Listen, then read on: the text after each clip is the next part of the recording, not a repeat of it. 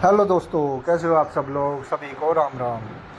तो भाई सभी यार दोस्तों का, भाइयों का मन कर गया था घूमने फिरने के लिए। और हमारे फौजी भाई जो 1 महीने की छुट्टी पर आ रहे थे, उनका भी मन कर गया कि चलो भाई खाटू श्याम जी और बालाजी घूमने के लिए चलते हैं। तो हम भाई निकल चुके हैं अपने घर से खाटू श्याम जी और बालाजी के दर्शन करने के लिए। 20 रास्ते में जैसे ही हम पहुँचे, इन्हें लग गई भूख। ये बोले भाई कुछ ना कुछ हमें खाना पीना है। तो भाई गाड़ी से उतरते भाई ये तो अपने गन्ने का जूस, मौसमी का जूस, और एक तो बोला भाई मुझे तो कोल्ड कॉफ़ी पीनी है। मतलब भाई ये भी पी ले, कोई दिक्कत नहीं। थोड़ा सा और आगे बढ़े, पता नहीं इनका पेट है क्या कुआ, ये नहीं बोला भाई हमें तो कुछ और खाना है, मतलब खा ले भाई।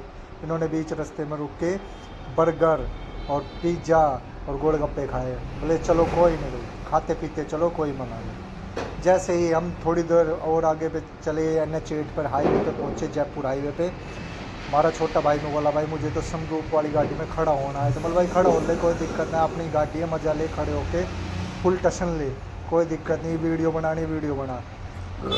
भाई साहब ने मज़ा लिए, कतई कोई दिक्कत ना आई। भाई यात्रा अपनी प्रारंभ आरम्भ हो चुकी है।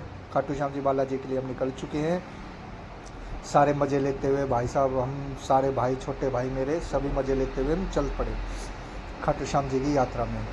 सबने हाथ जोड़कर जय श्री राम, जय मेरा बाजा बजरंग बली की जय हो का नारा लगाया, और हम अपनी यात्रा में आगे बढ़ चुके हैं।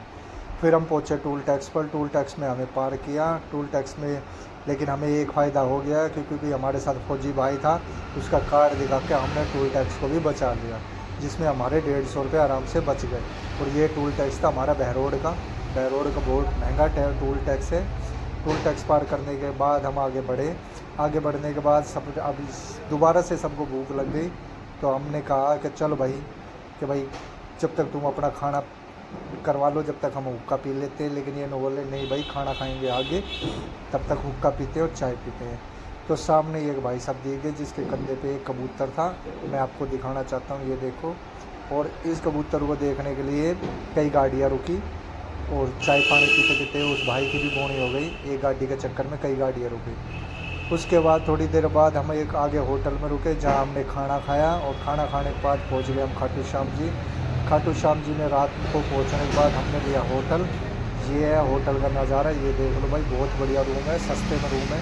किसी को आना हो तो कमेंट कर देना, हम आपको एड्रेस भी बता देंगे। होटल का नाम है कन्हैया होटल, जो हमें केवल 1000 रुपये में मिल गया। ये देखो, सारे हम अपने सोने की तैयारी कर चुके हैं। सुबह उठे, सुबह उठने के बाद भाई हम चल दिए अपने खाटू श्याम जी के दर्शन करने के लिए। भाई संडे का दिन था, बहुत ज़्यादा भीड़ थी, भयंकर भीड़। सही कहते हैं शनिवार संडे को दर्शन की जगह पर ना जाए, लेकिन ऐसा कुछ नहीं है भाई। बहुत बढ़िया नज़ारा था। खाटू श्याम जी के दर्शन बहुत प्यारी तरह से हुए। बहुत सुंदर नज़ारा था खाटू श्याम जी का। बोलो खाटू श्याम प्यारे की जय। फिर खाटू श्याम जी में दर्शन किए हमने। फिर उसके बाद हम खरीदारी करने लगे अपने बच्चों के लिए। छोटे भाइयों ने जिसकी शादी हो रही है, जैसे अपने अपने बच्चों के लिए, अपनी बीवी के लिए, अपने माँ बाप के लिए, सब ने शॉपिंग की।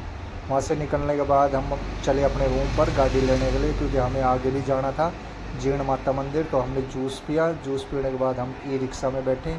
यहाँ पे तो भाई ई-रिक्शा वालों की मौज है, 20 रुपये पर सवारी है। तो रूम तक छोड़ने के उन्होंने 100 रुपये ले लिए।